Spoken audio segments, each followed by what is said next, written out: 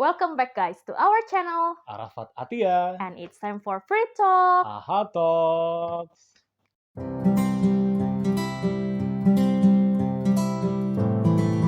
Alhamdulillahirrabbilalamin, setelah sekian lama kita vakum ya Iya. dari dunia per-YouTubean. Mm-mm. Nih, Mm-mm. kita juga sambil ngomong bayi nih kebetulan. Ternyata gitu ya, bikin konten setelah punya anak, nyambi-nyambi sambil ngomong bayi. Jadi maaf ya kalau ada suara-suara yang masuk itu suara Nasya. Jadi kita perlihatkan dulu saat ini. Nah, akhirnya kita kembali setelah sekian lama. Kenapa kita baru bikin konten lagi? Kemarin itu di awal bulan Maret dikasih cobaan terpapar COVID-19. Akhirnya isolasi mandiri kurang lebih selama 10 hari. Dan setelah recovery segala macamnya juga masih disibukkan dengan kegiatan lain. Kita juga sempat ngurusin Nasya untuk bayi kita ini untuk ditindik ulang. Ditindik kembali. Bayangin kalau yang udah ditindik di sini, kan dua-duanya ditindik ya. Satunya ini kebetulan udah lepas dan ternyata pas lepas itu udah karena kita biarin akhirnya ketutup. Iya. Dan sebenarnya dibiarin cuma sebentar ya, cuma sekitar 2 hari doang. Akhirnya kita tindik kembali dan itu juga cukup bikin kita cukup stres dan menyita waktu juga untuk recovery-nya Nasya gitu. Nah, itu dia. Bener. Nasya juga mau ngomong ternyata guys. Oke, jadi ya makanya akhirnya kita juga di akhir-akhir setelah selesai drama-drama isolasi mandiri dan juga tindik-tindik Nasya tadi, sibuk dengan hal-hal lain juga, sibuk kerjaan segala macam. Tahu-tahu Ramadan akhirnya tiba. Di awal Ramadan pun kita juga masih belum bisa bikin secepatnya konten ini karena kita juga masih harus menyesuaikan juga dengan pola Ramadan kita seperti apa untuk mengasuh anak, mengatur pekerjaan dan bikin konten kan juga perlu manajemen waktu yang baik gitu. Iya, makanya. Dan itu nanti yang akan kita share kali ini ya. Nah, sebelum kita masih mengingatkan kepada kalian untuk tetap subscribe, like atau juga komen kalau konten berikut ini menarik untuk kalian dan tentu saja itu bisa menjadi penyemangat bagi kita untuk bikin konten-konten menarik berikutnya. Oke. Ya, jadi alhamdulillah ya kalau di tahun ini kita alhamdulillah dikaruniai anak. Ramadan pada 1443 Hijriah kita bertiga. Maksudnya keluarga kecil kita bertiga. 1442 Hijriah berdua. Nah, aku masih ingat banget tuh waktu 1442 tahun yang kemarin itu aku menjalani Ramadan dengan drama juga karena waktu itu masih TM1 ya, trimester pertama, dan kalau yang udah pernah hamil pasti tahu lah bahwa trimester pertama itu tuh masa-masa mual paling berat gitu. Jadi aku puasa sambil menjalani morning sickness, mual-mual dan sebagainya. Aku pikir itu udah berat banget puasa, tapi ternyata di tahun ini setelah punya anak ternyata jauh lebih berat. Kenapa? Karena anaknya udah lahir dan kita perlu mengurus dia. Dia nggak puasa, kita puasa. Kita tetap menyusui, jadi akhirnya manajemen waktu di sini sangat penting. Asupan juga sangat penting gitu. Oke, ini yang pertama yang kita bahas dulu karena kita juga tetap mengasuh anak kita dan kita juga tetap punya kewajiban untuk bekerja. Pekerjaan merupakan sesuatu yang harus diatur sedemikian rupa agar kita juga tetap bisa meluangkan waktu kepada anak di saat bulan Ramadan ini. Gimana pekerjaan? Untungnya kita pekerjaannya, kalau kamu kan aku kan nggak terlalu full, ya. Jadi aku tetap harus ke kampus untuk 2 kali seminggu lah ke kampus gitu. Tapi aku ngajar 3 kali. Jadi aku memang di semester itu ada online dan offline. Jadi ada kelas online 1, offline 2 gitu. Untungnya seperti itu. Jadi masih tetap bisa diatur waktunya. Meskipun ternyata kalau misalnya aku ngajar tuh alhamdulillah kita ada mama ya, ada mama yang membantu untuk menjaga Nasya saat aku di luar gitu. Tidak sepenuhnya ya. Jadi alhamdulillah waktu aku kerja itu pokoknya sebelumnya itu Nasya tuh harus sudah disiapin gitu loh. Jadi itu juga cukup menyita waktu dan skill multitasking aku benar-benar diuji di tahun ini gitu. Kalau kamu gimana? Tapi disclaimer juga ya bahwa tadi itu karena tidak setiap hari juga kita minta bantuan. Iya. Jadi aku cuma 2 kali seminggu masuk ke kampus. kerja, tapi kalau ngajarnya emang 3 kali. Jadi selama 3 kali seminggu itu biasanya kita minta tolong mama untuk jagain Nasya. Kalau aku sendiri karena memang kalau di pekerjaan yang pertama itu jam kerjanya dikurangi. Iya. Jadi di saat itu bisa setelahnya bisa meluangkan waktu untuk untuk ngomong dan sebagainya. Karena emang nih anak udah lagi fase ngoceh ya. Iya. Udah puingnya tuh udah lumayan intens gitu. Nah, kalau pas kebentuk juga dengan jadwal di pekerjaan yang kedua, akhirnya ya mau tidak mau cuman bundanya sendiri yang ngurusin, mungkin juga dibantu sama mama mertua Kayak gitu. untuk ngurusin Nasya di saat bulan puasa ini. Oke, itu masalah pekerjaan mungkin tidak ada menjadi hambatan ya, karena juga memang kewajiban kita masing-masing juga tetap harus dijalani. Betul.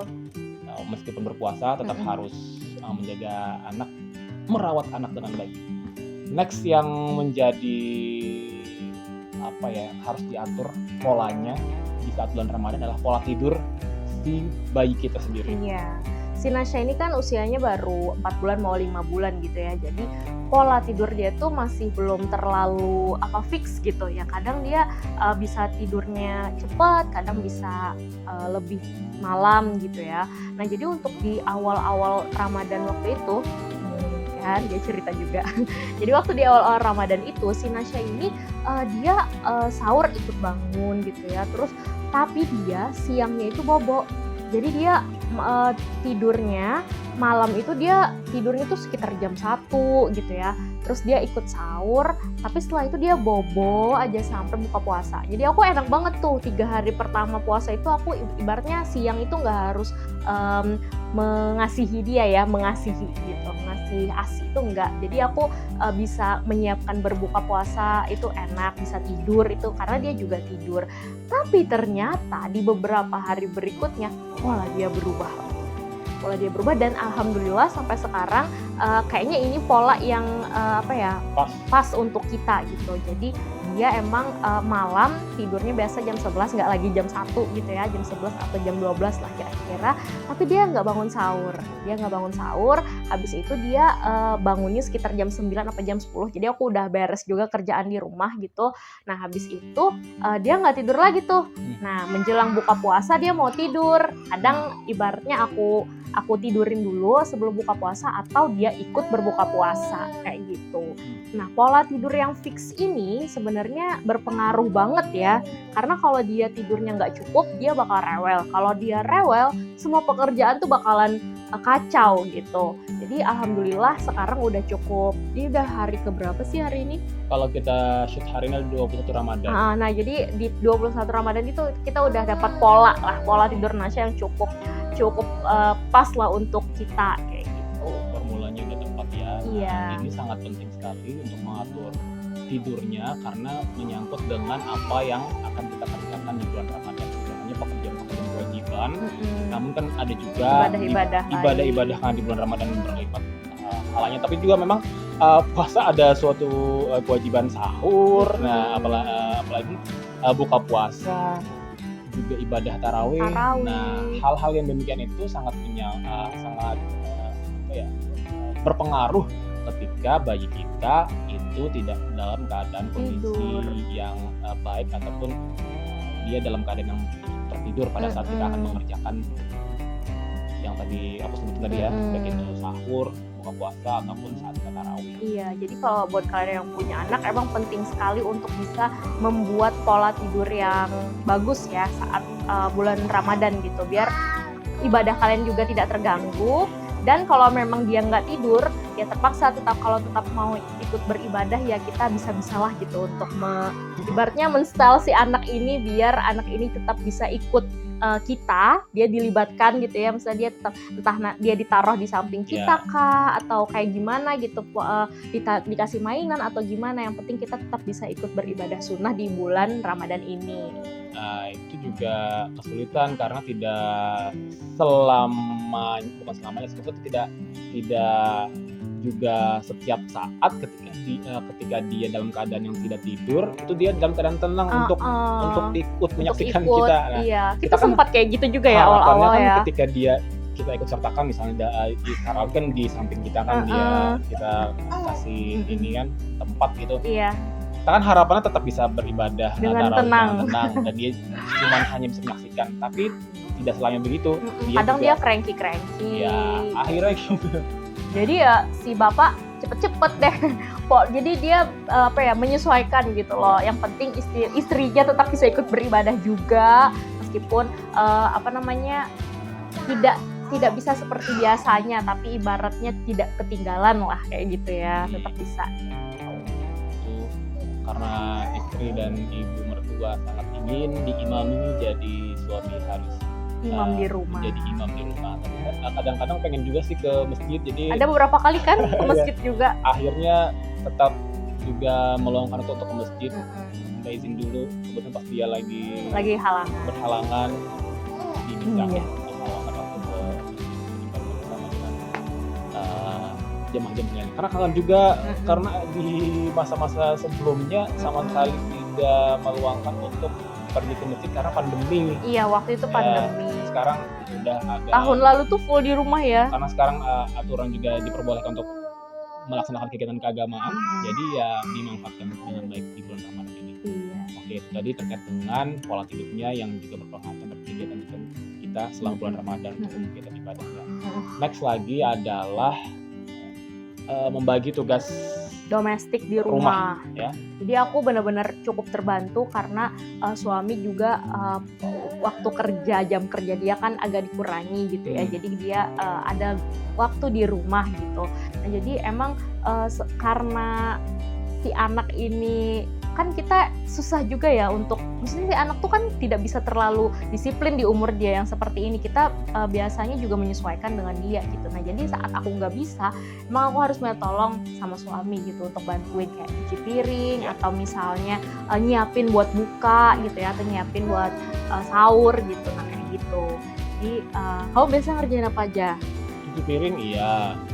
Nyiapin ya biasanya. Ya, nyiapin kalau udah mau apa tuh, kalau beli-beli di luar itu kan pasti harus disajikan tuh. Itu juga perlu ketelatenan dalam menyajikannya. Nggak bisa sembarangan taruh ini. Ya kayak gitu. Nah, jadi aku benar-benar cukup terbantu sebenarnya dengan seperti itu. Atau misalnya nih aku lagi masak, terus dia yang ngurus Nasya gitu. Entah dia yang ngajakin keluar. Karena Nasya sekarang tuh udah tahu kalau dia tuh udah bosanan gitu di rumah, jadi dia seneng diajakin keluar. Jadi biasa ayahnya ngajakin keluar kayak gitu, atau nemenin Nasya ngobrol. Itu juga, jadi pokoknya urusan domestik di rumah dan urusan mengurus anak itu benar-benar kami bagi gitu. Kalau nyerbit tetap ya. Ya, itu tugas utama seorang suami ya. Oke, part selanjutnya adalah melibatkan Nasya. Jadi memang kita setiap kali kegiatan, kalau memang tidak bisa meninggalkan dia, harus dilibatkan. Jadi bahwa bayi itu sebenarnya bisa aja digituin gitu. Jadi ada kalanya kita menuruti keinginan bayi, ada kalanya kita berusaha untuk melibatkan dia dalam pekerjaan kita kayak gitu.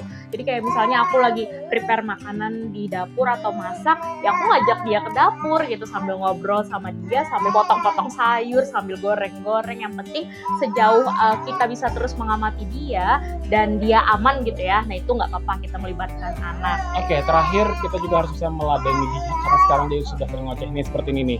Nah, dia udah lancar sekali ngomongnya, sering ngeluarin suara-suara yang sepertinya kalau dia masih bayi ini kayaknya mau bilang sesuatu ke kita ya. Kita harus tetap meladeni dia untuk bisa komunikasi dengan baik. Oke, gitu aja video kita hari ini di bulan Ramadan, edisi spesial gitu ya. Lika-liku menjalani bulan Ramadan bersama dengan bayi kita. Dan semoga video ini bermanfaat bagi kalian yang menyaksikannya. Sampai jumpa lagi di lain kesempatan. Selamat berpuasa semuanya. Tetap like, comment, dan subscribe videonya. Sampai jumpa lagi. Assalamualaikum warahmatullahi wabarakatuh.